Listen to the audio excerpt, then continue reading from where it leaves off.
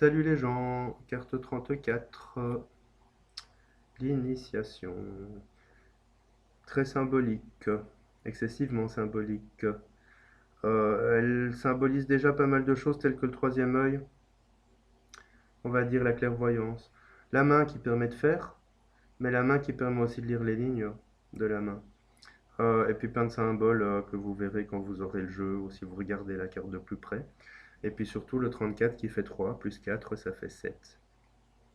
Le 7, dans la numérologie et dans la numérologie karmique, c'est le chiffre qui, par excellence, nous invite à l'introspection et nous invite aussi à voir qu'en fait, il n'y a pas que notre petit monde, il y a beaucoup plus de choses autour. Ça, c'est le numéro 7. Alors, cette carte, c'est la carte d'initiation. Alors, je vais aller brièvement et rapidement sur tous les domaines. En sentimental, on a quelque chose à apprendre dans la relation, qu'elle soit longue ou qu'elle soit depuis longtemps ou qu'elle ne soit que débutante.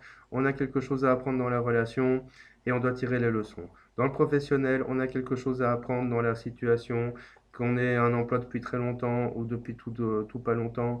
On a quelque chose à apprendre dans la situation. Dans le financier, on a quelque chose à apprendre dans la situation qu'on ait des gros problèmes d'argent ou pas, on a quelque chose à comprendre dans la situation. Dans le personnel, on a quelque chose à comprendre. Dans le relationnel, on a quelque chose à comprendre. Comprendre et apprendre, évidemment. Donc, qui dit comprendre dit apprendre. Si on parvient à tirer les leçons de ses erreurs, de ses comportements et de ses réussites, évidemment aussi, parce qu'il n'y a pas que le négatif, finalement, ben, on finit par apprendre à avancer et à évoluer. Mais alors, cette carte, au niveau karmique, c'est une des cartes aussi les plus expressives au niveau karmique. Plus on avance dans le jeu, plus les cartes sont expressives dans le karmique, ça il faut le savoir aussi. Mais cette carte-là va clairement nous amener à savoir que la personne qui est en face de vous, ou en tout cas la personne qui pose la question, ou la personne concernée par la question, est en fait une personne qui est en plein cycle d'apprentissage, tout simplement. Alors on le dit souvent, la Terre est une grande école, etc. Tout le monde apprend sur Terre, mais il y en a qui doivent apprendre plus que d'autres. Il y en a qui vivent une incarnation pour avancer que dans le domaine sentimental, et il y en a que dans le professionnel, et il y en a que dans le financier, et il y en a qui vont devoir avancer dans tous les domaines. Donc ils vont dire, mais c'est galère dans tous les domaines, j'en peux plus, effectivement. Parce que c'est quand cette carte sort, c'est qu'on a quelque chose à apprendre comme leçon. Les leçons qu'on apprend sont celles qui vont nous permettre d'avancer et d'évoluer, ça doit être bien clair, c'est du positif que du positif, même si le positif ne s'exprime pas toujours. C'est aussi une carte qui va donner au niveau professionnel des personnes qui sont faites pour enseigner.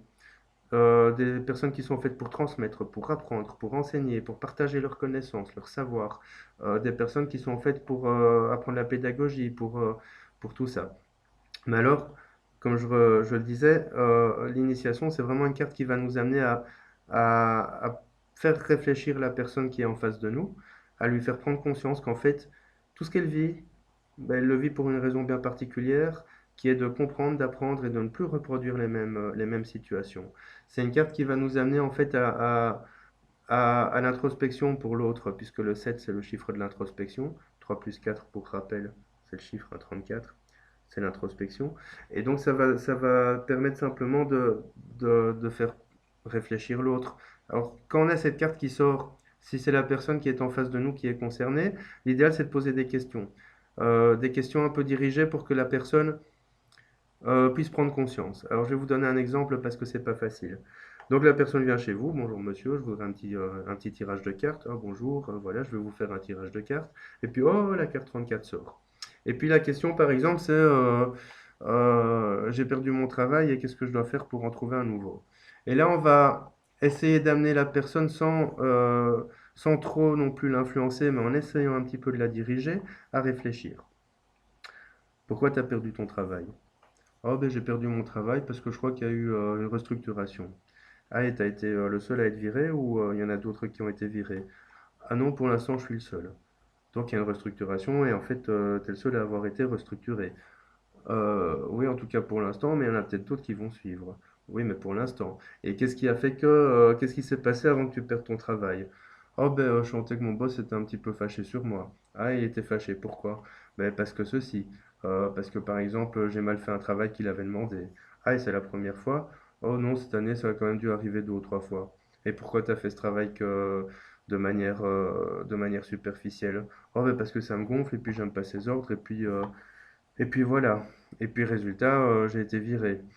Donc là, en posant ce genre de questions, la personne va petit à petit prendre conscience que c'est un de ses comportements qui a induit le fait qu'elle a perdu son emploi.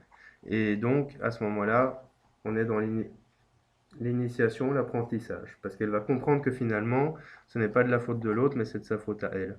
Donc, c'est en posant ce genre de questions et en essayant de traduire un petit peu les situations, il faut être un peu perspicace, que finalement les choses vont s'éclairer et que la personne va ressortir beaucoup plus épanouie qu'avec une simple prédiction.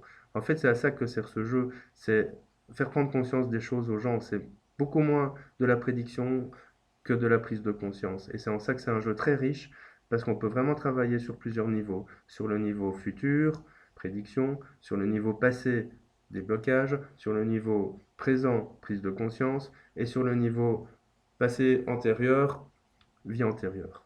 Voilà, à bientôt.